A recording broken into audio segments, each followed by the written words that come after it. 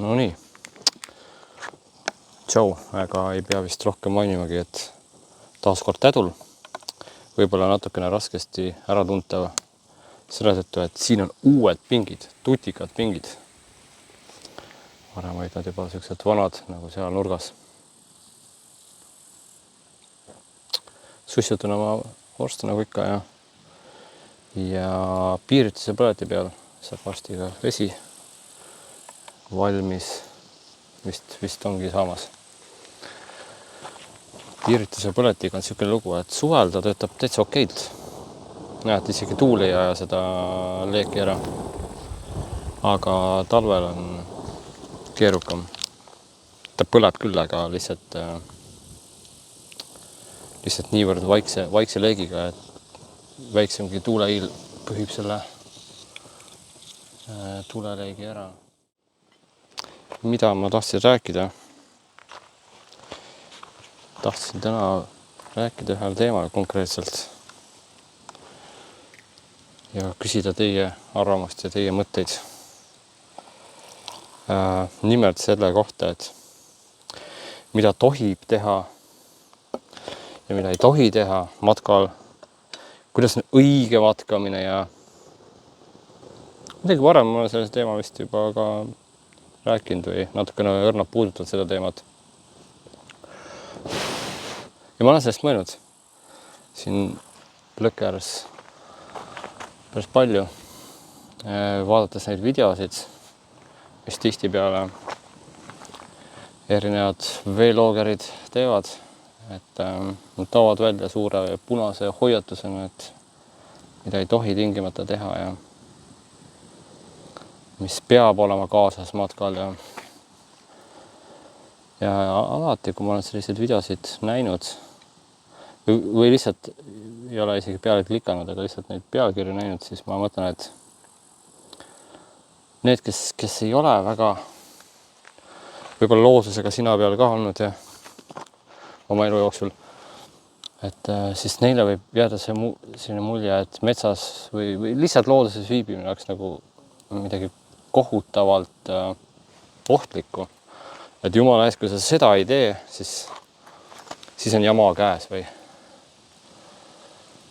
no, kui sul on selline varustus, jumal küll, siis tahab väga halb kogemus või ma ei tea. Ja seetõttu ma ise nagu väga ei ole seda meelt, et peaks kogu aeg väga ette ja taha hoiatama inimesi, et ära seda tee, ära jumala eest seda tee, kui tee seda. Noh, loomulikult ma arvan, mõistlik on teha seda siis, kui satub ohtu kellegi tervis ja elu, nii enda kui ka ümbritseva eluslooduse terviklikkus. Paned metsa põlema näiteks, nagu praegu mina siin suure tuulega.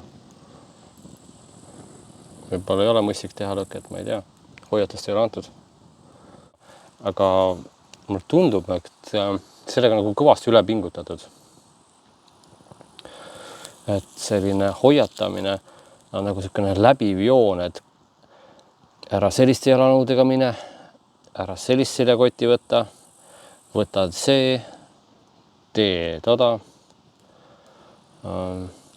Õigesti tuleb kanda seljakotti, õigesti tuleb kinnitada. Jumala eest, et sa valesti endale seljakotti ei võta selga. Et see selline tunne on, et isegi kui sa lähed lihtsalt suvaliselt siin Eestis matkama kuskil RMK rajale, et sinuga võib 100 000 halba asja juhtuda. Ja asja juhtubki, kindlasti juhtub, aga mina olen seda meelt, et eriti siin Eestis, eriti kuskil suvisel ajal matkates, ma ei näe põhjust, miks peaks kogu aeg mingisuguseid kuidagi nagu hoiatavaid signaale andma ette ja taha, et kuidas on õigesti mingeid asju teha. Pigem ma olen seda meelt, et suurem osa lollustest tasub ära teha just siin RMK platsidel ja radadel selles mõttes, et noh, ikka selle klausliga, et sa iseenda elu päris ohtu ei pane, et ei pane ise ennast põlema ega teisi. Aga noh, ütleme niimoodi, et minul on pigem meeldinud see mõte, et ma saan ise mõelda, et keegi ütle mulle ette, et miks on see õige ja see on vale ja mitte, et mulle ei meeldiks vaadata videosid ja leida mingeid trikke ja nippe ja noh, kas või see Tõnu Jürgensoni raamat on üks sellistest, mida ma ometigi loen ja siiamaani vist loen, ma ei ole jõudnud seda läbi lugeda. Ja aga just, et pigem ma arvan, et need lollused tuleb ise läbi kõik teha, igasugused noh, võib-olla lollusteks on palju nimetada, aga noh, mingisugused ebatäpsused planeerimises või lihtsalt mingi tühjast planeerimatusest võib teinekord noh, näitusekene mingi loll elu poolt tekkida. No minul näiteks tuleb ka esimesena meelde see, kui ma käisin seal Bergamos Itaalias ja ma võtsin telgi kaasa käsipagasisse, aga vaiu ei tohtinud võtta. Ja ma ei öelnud, et mispärast, mul ei öeldud ka, et mispärast ma ei saa enda telki võtta käsipagasisse kaasa. Ma olen saanud seda teha, aga kas ühe korra ei saanud, siis just ma tean nagu hilisemast ajast, et just telgivaiadega on see teema, et oleks jätnud lihtsalt telgivaiad koju, oleks telgi saanud ikka kaasa võtta. Oleks lihtsalt koha peal midagi välja leiutada. Nii nagu ma hiljem olengi teinud. Lihtsalt võtan telgi kaasa, vaiad jätan koju ja siis koha peal muretsen midagi. Otsin mingisugused lahendused välja. Kus purskab juustu. Aga tol korral Bergamos ma jätsin telgi sinna lennujaama, sest kaasa võtta ei tohtinud. Ma ei saanud aru, miks, ma jätsin komplekti sinna lennujaama. Ja Bergamos siis ma otsisin paaniliselt mingit võimalust, et kuidas ma saaksin ikkagi telkida, sest mul oli kinnisidee, et ma pean ikkagi telkima. Siis tuli välja, et ikkagi, et lõpuks ei õnnestunud selles mõttes, et ma ostsin rannatelgi, see oli ainus telk, mis oli niisugune seljas kantav telk ühes matkapoes, mis ma nägin. Teised kõik liiga suured või siis liiga mõttetult kallid ja rasked. Ja ma läksin rannatelgiga, kõndisingi põhimõtteliselt sinna Alpide jalamile. Minu jaoks oli see nii lahe kogemus tegelikult. Ja sellepärast ma ei ütlekski, et ärge mingi jumala eest rannatelgiga Alpidesse. Mingi ikka. Mina läksin ja ma just 1-2 ööd olin ja kohe esimesel ööl oli mingi kitsas mägitee ja siis ma sain kuidagi, kuna see oli väikene, siis mul õnnestus kuskil seal mägitee kõrvale enda telk panna. Aga öösel tuli ka mingi auto, tahtis mööda minna ja ta ei oleks mahtunud mööda muud moodi, kui mina pidin oma telkiga natuke nihutama, telgi paigast võtma. Ehk siis ei olnud väga mugav ja siis ma otsustasin ikkagi, et ma ikkagi püüan leida mingi hotelli ja seal Bergamos hotelli on. Ja seal lähedal oli, seal Bergamost väljas, seal kus ma mägede piirkonnas lõpuks olin. See oli tegelikult hästi äge hotell, et ma ei kahetse sugugi, et ma olin hotellis. Aga jaa, näed, piiritus sai otsa. Oh jumal.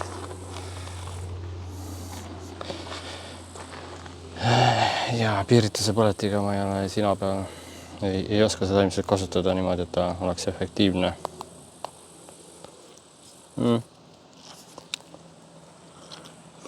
Ja kus ma veel olen sellised nii-öelda lollusi teinud, mida ma tagantjärgi sugugi ei kahetse, et ma olen teinud. No näiteks San Marinos. San Marinos oli ka telgiga. Mitte küll rannatelgiga enam, aga aga pisikese ühekohalise telgiga sellises, San Marino on hästi väike riik ja seal oli siis nagu vanalinna äär, kus ma panin endale telgi püsti, sest see oli ilus vaade ja ma tahtsin ikkagi ilusa vaatega kohas telgi panna püsti. Siis politsei tuli sinna ja sellest ma võib-olla olen juba rääkinud, aga jah, et see oli ka üks niisugune kogemus, mille kohta ma ütleks, et see oli äge kogemus, et pidin samamoodi ikkagi oma telgi lõpuks jätma kotti. 2 ööd olin ainult San Marinos telgiga, sest politseile jäin silma. Aga need olid nii ägedad kogemused, nagu otsida just võimalust, et kuidas ma saan, kus ma leian nendest vaiad siis, telgivaiad, kui ma ei tohi neid lennukisse kaasa võtta, käsipagasisse ja kui ma liigun ainult käsipagasiga.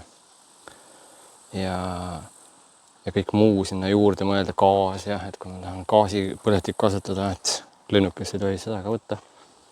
See kuulub selle, ma ei tea, seikluse juurde või siukse pisikese natuke elevust tekitava nüansina, et otsida endale vajalikud asjad, et läbi viia oma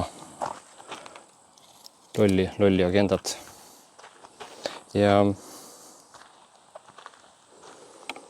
siis näiteks Riia tuleb meelde minu möödalaskmistest Riiast Tallinnasse jalgrattamatkaga.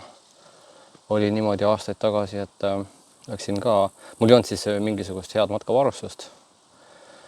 Oli küll jah, mingi rattakott, mis väidetavalt pidi olema veekindel, tegelikult ei olnud seda. Ei olnud absoluutselt, et mul oli rattakoti sees suur loik pärast vihmasadu. Ja varustus oli kõik märg. Aga õnneks oli maikuu, suht suvine aeg, et ma elasin selle üle, aga see ei olnud lihtne elada märja varustusega ööd üle kuskil telgis. Esimesel ööl ma saingi õnneks mingi kämpingu, kus ma sain kuivatada ja enam-vähemgi kuivemaks enda varustust, aga järgmisel ööl oli ikkagi pool nätske varustusega telgis ja ei olnud lihtne. Ühesõnaga, selliseid nii-öelda lollusi või valesid valikuid on küll ja küll tehtud. Tuleb meelde veel näiteks, see on niisugune lihtne näide, et ka tahtsin jalgrattamatkale minna Narvast Tallinnasse ja vahetult enne äraminekut alles hakkasin kontrollima, et kas rattal on kummid täis ja kahjuks ei olnud, vaid millegipärast kumm oli katki läinud ja seetõttu ma ei saanudki matkale seekord minna, kõik oli muu oli väga ilusasti planeeritud aga ei osanud karta, et jumal, kuidas see juust ejakuleerub. Reaalselt jäi minu matk selle tõttu ära.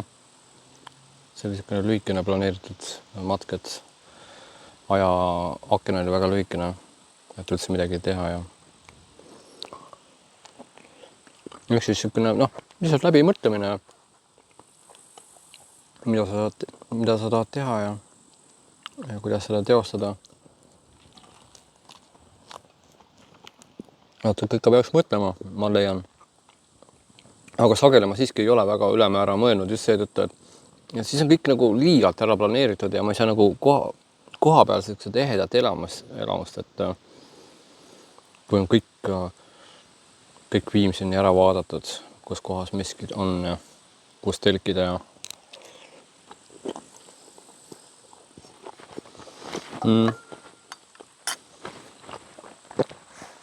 ma ei tea, kuidas teile, aga minule isiklikult lihtsalt meeldib niimoodi matkata, et ma väga põhjalikult ei planeeri asju. Seetõttu ma ei ole ka, ma arvan, mitte kordagi vist olnud vähemalt kuskil välismaal niimoodi, et keegi minu eest ära planeerinud matka. Mingi reisikorraldusfirma kaudu või. Ma olen ikka kõik ise just seetõttu teinud, et et mulle meeldib ise liigutada oma ajusid sellistel puhkudel. Ja mulle ei meeldi, kui minu pead käänatakse, minu kaela käänatakse, vaatan nüüd sinna, vaatan nüüd seda. Kuigi jah, vahel ma olen mõelnud, et päris lahe oleks, kui oleks mingi asjatundja, mingi giid, kes oskaks palju seletada lahti mingid, ma mäletan just, kui ma käisin Pompeid vaatamas, ja siis ma vaatasin ka neid natuke väikse kadedusega neid turistigruppe, kes seal olid, sest seal see Pompei linn Napoli külje all, see on see iidne linn ja kui palju oleks seal tegelikult teada kõikide asjade kohta. Ma lihtsalt püüdsin vahepeal lihtsalt kuulata seal ühte giidi, mis ta rääkis ja see oli tõesti oli põnev. Vot selliste puhkudel ma olen mõelnud, et väga hea, kui oleks keegi teadjam inimene. Aga kokkuvõttes ikkagi ka see Pompei külastas ja tookord ka Vesuvi iseseisvalt kuskile mäkke ronimine, kus ei olnud tegelikult ise nagu lubatud minna kuskilt ilma, pidid ikka mingisuguse turistifirma kaudu minema ja minu jaoks oli see just väga lahe kogemus, et ma ise tegin seda ja jõudsin tippu, see on nagu omaette väljakutse, et see mägi ise ei ole väljakutse, vaid lihtsalt, et väljakutse on kuidas hiilida mööda nendest piirangutest ja natukene ja selline tüüpi seiklus. See tundus ka just väga põnev. Vot. Aga ega siin ma arvan lõpetangi, et kui sinul on ka mingi mõte, mis sa tahad jagada, mis minu pikk monoloog siin sinust tekitas, siis palun kirjuta kommentaaridesse, et mind täitsa huvitab, et kuidas sina matkad, kuidas sulle meeldib matkata, kas pigem giidiga, kas sulle meeldib, kui keegi teine nagu organiseerib siuksed, tõesti mingid asjad ongi väga siuksed rutiinsed või sellised nagu väga kuivad planeerimised ja võib-olla ei olegi nii nauditavad. Aga siiski, et kas sulle meeldib siis sedamoodi matkata, et oled ette ära ise kõik planeerinud või pigem, et lased planeerida kellel teisel. Ja just, et nagu kuidas sina suhtud sellesse, et kui sa nagu hästi palju hoiatusi, et kas sulle meeldib pigem selline turvalisus, et sa tead, millest hoiduda, milliseid linnaosasid vältida või mis piirkondades mingid ohud varitsevad või siis pigem sellega natukene tagasihoidlikum olla ja lasta olukordadel ise sind suunata sinna, kuhu need olukorrad sind suunavad ja vaadata, mis see elu, mis sinu ees lahti rullub, et mida see endast kujutab ja nii, et andke teada ja lõpetan.